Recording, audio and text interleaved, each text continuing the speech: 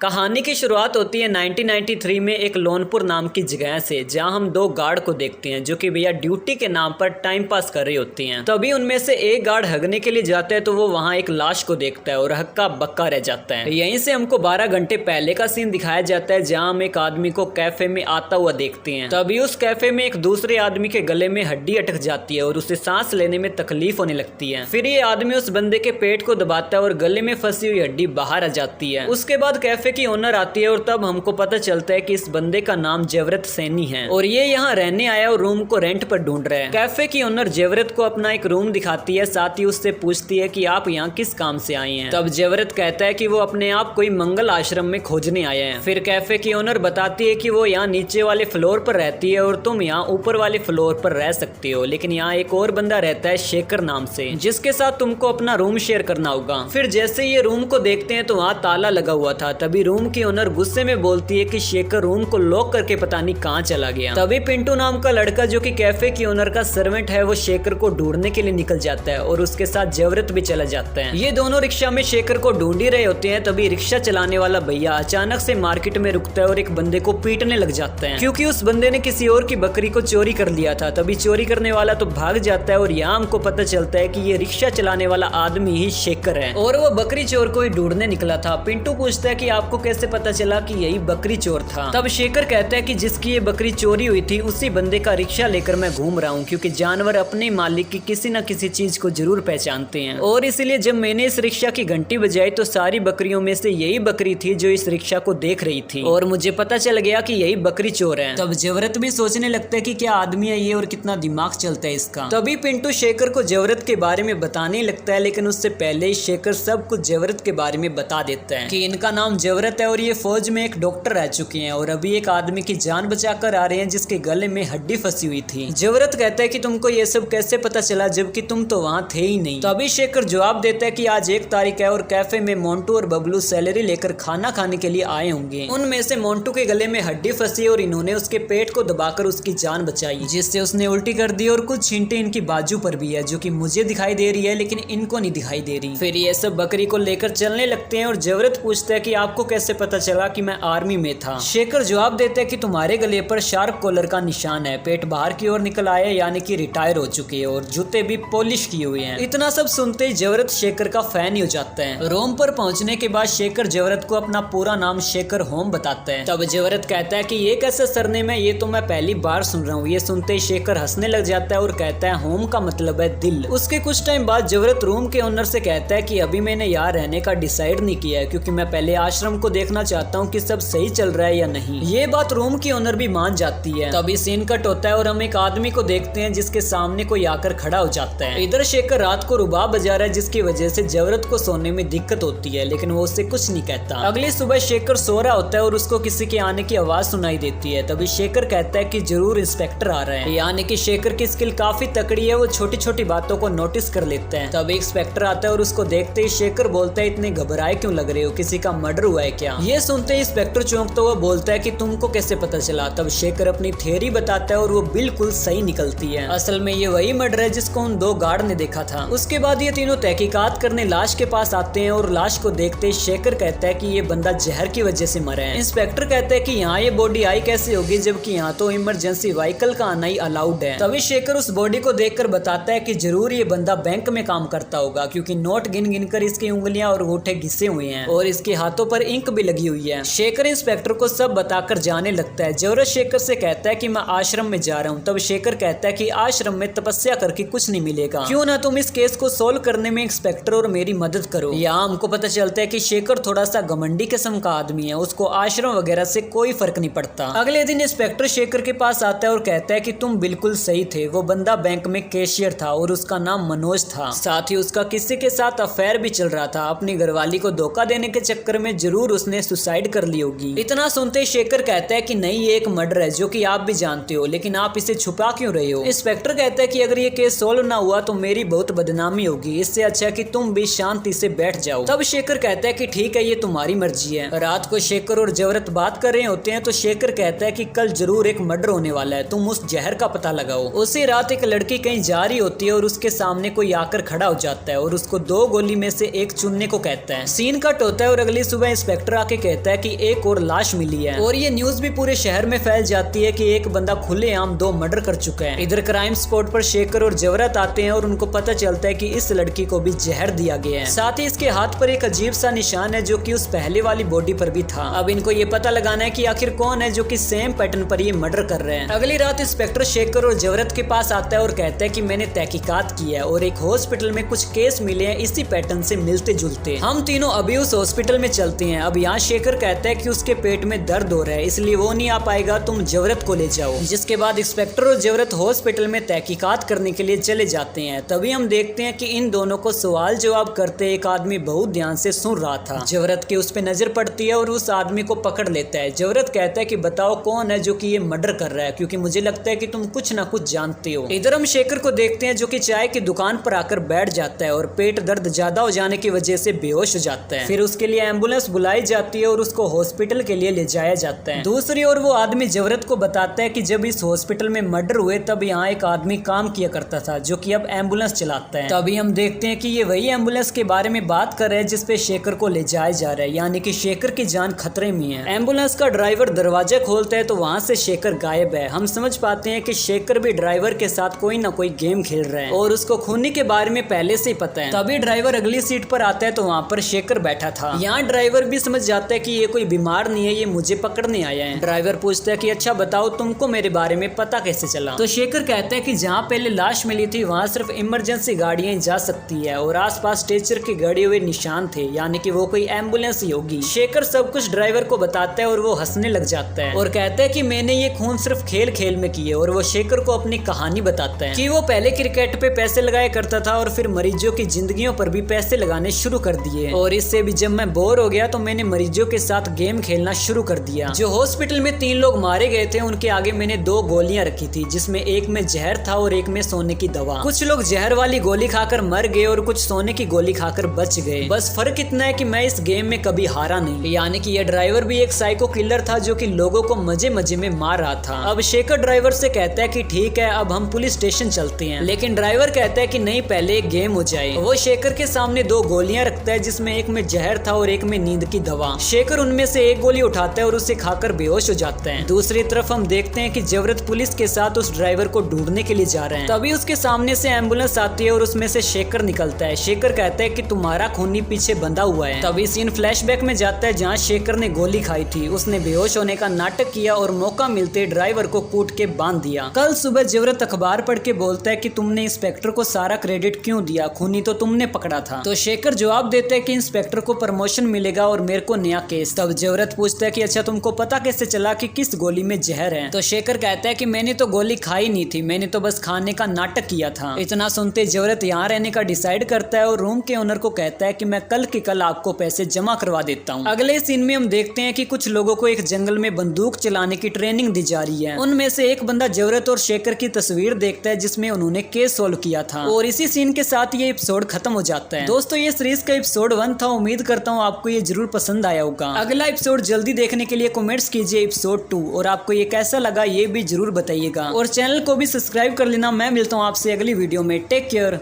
Bye bye.